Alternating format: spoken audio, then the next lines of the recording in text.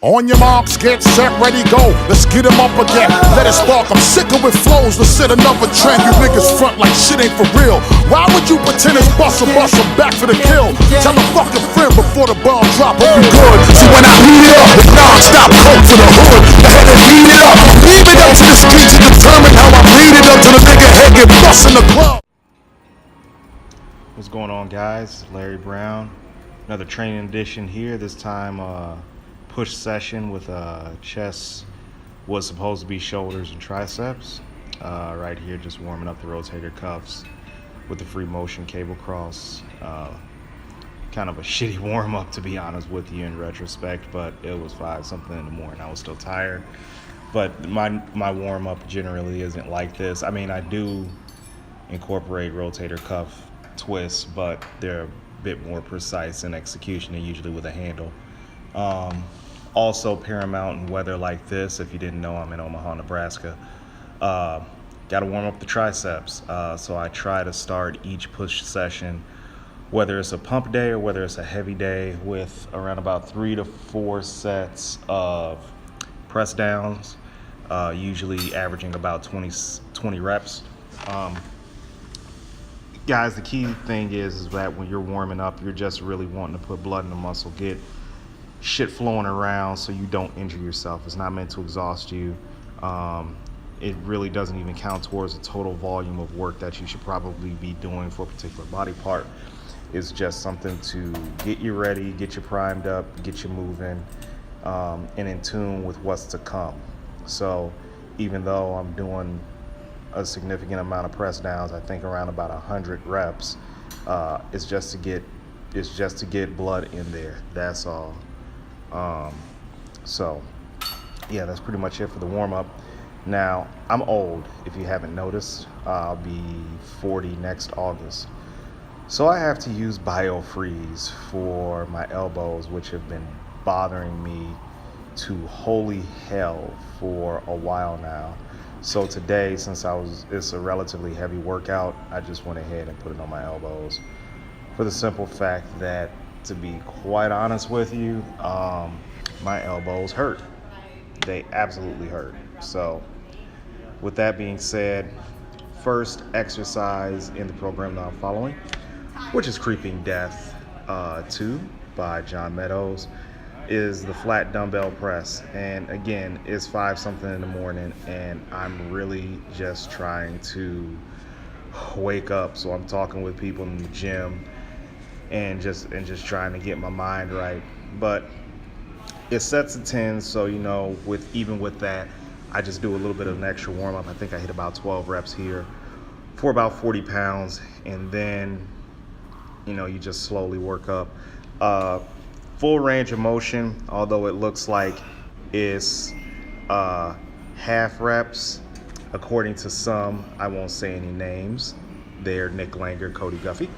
But trust me, my chest is fully contracting. I have long spider monkey arms, so it looks like I'm half rep. It looks like I'm at full. It looks like I don't have a full extension, but I assure you, I'm as max as I'm comfortable going. And to be honest with you, if I go any further up, it feels like my damn elbows are about to start locking any fucking way. So I think this is my first heavy set. I think this was 130s. I'm not sure. Kind of a struggle. So yes, I'm going to say it's 130s. It was for 4 sets of 10, but usually my first warm-up set is around about my first warm-up set for this particular exercise was 110. Again, I ramped up really fast because I didn't have a lot of time. So the first set was 110, and last week I handled 130 for 2 sets, and then my last set I did a back off because it was 4 sets of 8, but this one it was 4 sets of 10. I tried to stay with 130s. That's it, 130s in the video, for my last 3 sets. And that first set, if you didn't count, that was like 9.5. This one was a decent 10.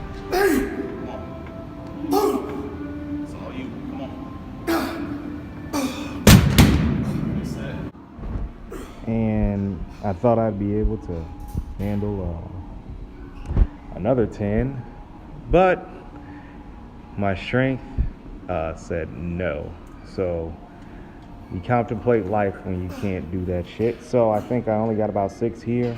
As you can see, they're just going up incredibly slow. I'm even short stroking the reps shorter than I normally do it. So yeah, that was a no-go. So I probably should have just called it good there.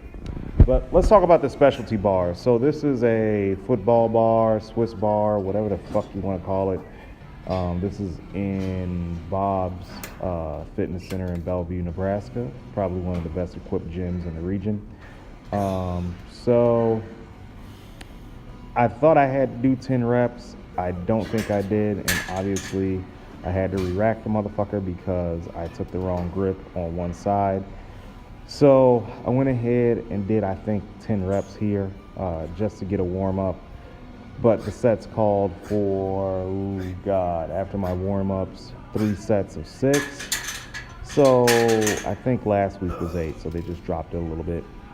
But I warmed up 135, as you can see here, 185. Had my Outlaw wrist wraps on by Iron Rebel, which if you don't have, use Larry B10 for a discount. Definitely helps protect the wrist, but hitting up 6 reps on these right here is 225. And that went up fairly easy. I thought it'd be even much worse than what I thought. The reason why I'm using a neutral grip is because my shoulder and elbow on my left side have been bothering me like hell. So instead of being a punk ass and going to a machine or something like that, what I've done is I've just adjusted the grip. So now it's neutral grip and it puts less stress on my shoulder, less stress on my elbow. So again, if you have the opportunity to use an implement, a device such as this, I definitely would use it. Or if you have the chance to buy one and just take it to your gym, I would definitely do that. Because you can still progress on something like this, and you can get brutally strong on a specialty bar. When you go back to the normal bar, the carryover will be insane. So this is definitely something that I recommend. I love it because I can still be pretty healthy and let my shoulder and elbow heal up. Because once I go back to that straight bar, I'm trying to be a little bit of a savage, you know what I mean? So definitely something to keep in mind. All right, so the versatility of rogue racks. These are dips, and these dip handles are wide. I mean, they are very wide. So I was always supposed to work the bottom half of the movement, and just to really emphasize the stretch. Yes, it does look like I'm half repping again because I am half repping. So with that being said, notice how wide they are. This is an old school Vince Gironda style dips because he believed in having wide dip bars to really get a good stretch in the chest. And I tell you what, my chest was on fire because these were 3 sets to failure. First set was around about 14, 15. Second and last subsequent sets were around about 8, 9. So my chest was already trashed at that point. But we weren't done. As you can see, got some dumbbell flies, incline dumbbell flies. I haven't done these in a while, so I played it very conservative. And yes, those are small hexagonal dumbbells that weigh 40 pounds. I don't care, kiss my ass. That was mean, I'm sorry. But here, I'm just really emphasizing the stretch. I'm really wanting to hit the upper pecs, and I'm really wanting to just really emphasize that barrel hug. I always pretend like I'm hugging a tree when I'm doing these. So I'm hugging the biggest tree that I can find, and I'm just really emphasizing that stretch. So it was 3 sets of 10 here. And for my last set, I had to do something a little unique that I normally don't do, which is partials out of the bottom. So the partials out of the bottom really emphasize the stretch component of the lift. So, and it really fries the muscle too at the end. So you're gonna see in this next clip, I do my standard 10, and then at the 10, it's just 6 out of the bottom range of motion. So I had to get a little bit used to it because I just don't half prep flies like that. So, excuse me, goodness, I'm tired. So it was a little bit, I didn't know how high up to go, so I just kind of used my instincts. But man, my chest was on fire after I did it. See, right there. And it almost looks like I'm pressing it. So that's why I'm glad I do these videos, so I can keep myself accountable and fix whatever form deficiencies I have. So I couldn't do shoulders today, just time constraints. I never seem to have enough time to zero in on an entire press session. So some volume adjustments will have to be made, even though it's not my program. So I just went ahead and did some single pulley press downs. Now you're probably wondering, that looks like 2 single handles. Yes, I meant single handle, not single pulley. And excuse my ashy elbows. But anyway, it was just a quick 3 sets of around about 12 to 15. Just really putting some blood in the muscle, not to really break it down or anything like that. Just to add to some more tricep volume for the workout. I'll make the main push, the other pump push day. I will make that shoulder and tricep emphasis with just a wee bit of emphasis on the chest, similar to what me and Nick did when he was being trained by Ed Koo. And it's another 3 sets here of overhead rope extensions. Nothing fancy here. I just needed to get some tricep work in and then leave. Because again, time constraints. This workout was at 5 something in the morning. I had to be back at home around about 7 so I can get ready for work, get my lunch ready and all that. And then go from there.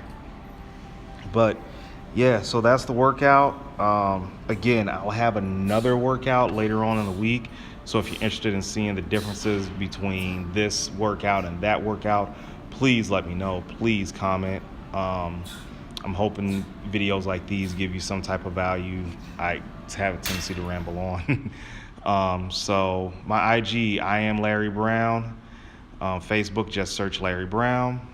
Twitter is BadBadLeroyB. And my website, tenacitystrength.com. So thanks again for listening, and I appreciate y'all. Take care.